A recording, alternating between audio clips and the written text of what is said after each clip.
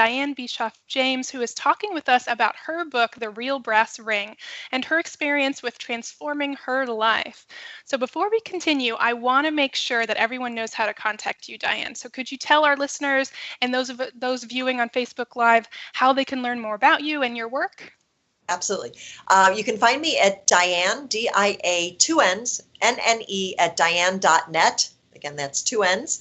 And what I have for everybody today, if you just go ahead and sign up for my newsletter, I have the 14 shortcuts for happy living. It's free. It will be sent over to you. And those were the foundational pieces that I used to recreate my whole life.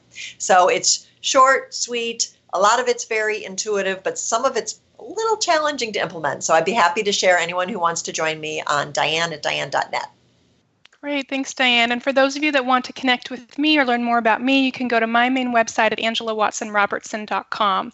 So, Dianne, let's talk a little bit more about your book, The Real Brass Ring. I'm going to hold it up again for our viewers and listeners. So, one question that I had was, what is the real brass ring? And I'm sure you get that question a lot. Tell me what that means, the real brass ring. Well, the real brass ring, I'll go back a little bit in history. Sonia had said, if you don't hurry up and grab at the real brass ring, it's going to be too late. Now, I knew that because of my generation, but the brass ring back in the day was a game. It was like a carnival game. And there would be all these silver rings, and there'd be one that would be the brass ring. The person who went by who could grab it would be the winner. So what it refers to is that your world and your life is filled with possibilities. And those possibilities are just waiting for you. So it's a little bit like the yes man, like whenever you have the opportunity to say yes and engage, do it, because it is absolutely never too late to create the life that you love. So, and sometimes I even use it as a joke now in my family. I'll say, you know, sometimes you get that amazing phone call where someone, I just got one a couple weeks ago. I did become an actor after all these years, and I had the chance to work with films. And I had kind of just a rough week, one week where everything was going bad. This was like 2 weeks ago. And I did one of those like, oh, I'm just going to sit in my victim chair. And I just sat back and I'm like, oh, I give up. Lo and behold, a brass ring moment appeared. And I got an email that said, would you like to work in a film with Aidan Turner as his mother and with Sam Elliott and all these people? And I thought, brass ring moment. I was having this, down to the dumps moment. And I thought, there's the universe ringing the bell. Here it is. Here's your brass ring. Grab it. I said, absolutely. And just had a great time on set. And I realized that it was almost like, it was kind of like a silly little moment that I had where I was even feeling bad for myself for 1 minute. And then the universe says, no, here's a surprise for you. I didn't, it just walked right in. And I showed up the next day on set and just had a fabulous time. So those are the brass ring moments. When they come up, take them, whatever it might be, at whatever level, no matter what you're trying to pursue. That's the first step of your own activation. And really get off of the outcome. It doesn't matter how many times you try to, from what I understand, Edison made like 100 errors and 100 mistakes before that light bulb finally worked. So it's just about the fact that you're activated and going after things in your own life. So that's what the brass ring is. Okay, great.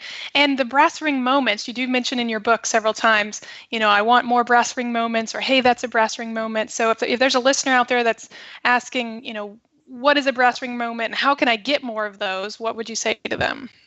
Well, the best way to describe it is something that just feels amazing to you. It's usually an opportunity that usually comes into you, or it's something that you've been working on and suddenly it becomes available, whether it be, taking a phone call with someone who's in a new job and just having the chance to take them to lunch so that you're exploring new opportunities. It could be something like maybe some people I know were thinking about, maybe I should go back and be in a band. Next thing you know, they have a call saying, we're looking for someone who can play bass. The person jumped on it. Next thing you know, they're in a band. It's just really looking for whatever your passion areas are and looking for anything that resonates positively with you. And I think what happens to some of us is we get tired. I know I do sometimes. And when you get, it's much easier, I got to say, it's easier to turn on the TV at night and just veg. I mean, I could literally watch like 2 hours straight of Dancing with the Stars. But I try to resist because sometimes instead of doing that, there's other things that are calling to me that would be either more engaging, whether it would be going out and meeting somebody who would be possibly a new friend, or for me, I have to use a lot of it. I'm working on my second book, so I have to take those opportunities to spend, and I call it a formula. Everyone's got a personal formula. So my personal formula is spend at least 1 hour a day working on my new venture, whatever it might be. So it's about turning off the TV sometimes, or deciding to do something that takes a little bit more effort, and, going to the gym. Mm-hmm. I mean, I don't know about you. 99% of the challenge for me is getting out the door and just showing up. Once I'm there, everything's great. Even going to yoga, I'll be like, oh, I don't want to go. But it's about taking that opportunity. And once you're there, you feel amazing. You're in this community. You feel peaceful. You feel joy, and you're getting stronger. So, it's about actualizing. And so that's what the ring's all about. There's always lots of reasons to not do something that would be good for you. You can come up with them, but in the end, if you do it, you feel better. So one question I wanted to ask you is that as I read through your book, I, realized, just as you said, you changed so much. You worked on your weight, your body image, your career, your marriage, your friendships, health. There really wasn't an area that you didn't touch during your transformation. So, for a listener who may be in that boat that says, maybe they just spoke with a therapist or a psychic like you did, or someone, or they just know intuitively that my whole life needs to completely change. They're probably completely overwhelmed.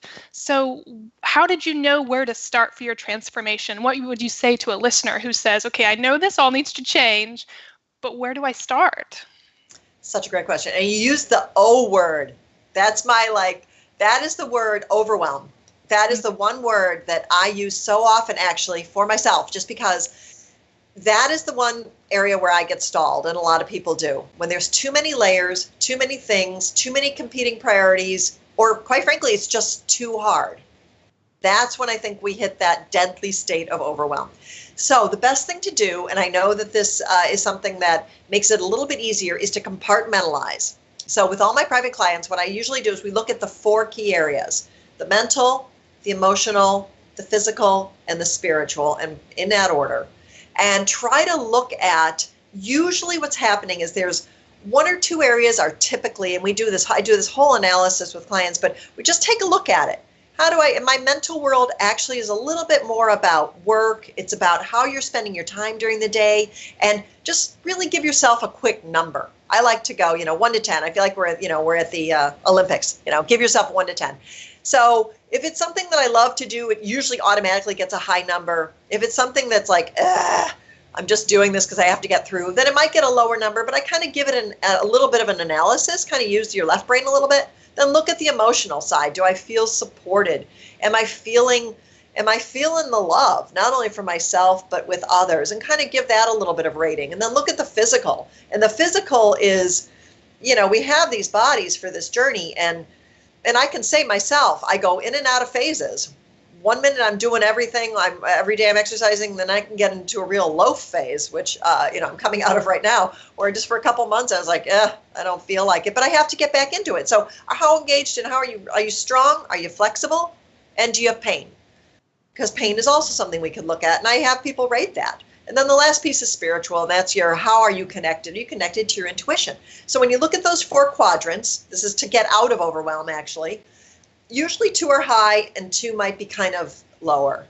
And so the 2 high ones, we put those aside. Things are kind of rocking on, everything looks good. And then you really take a look at and just kind of compartmentalize. And I usually will find, even if it's something with a relationship, I'll say, what is it about the relationship that has me distressed or upset? And I'll say, you know what? I'm just not feeling supported.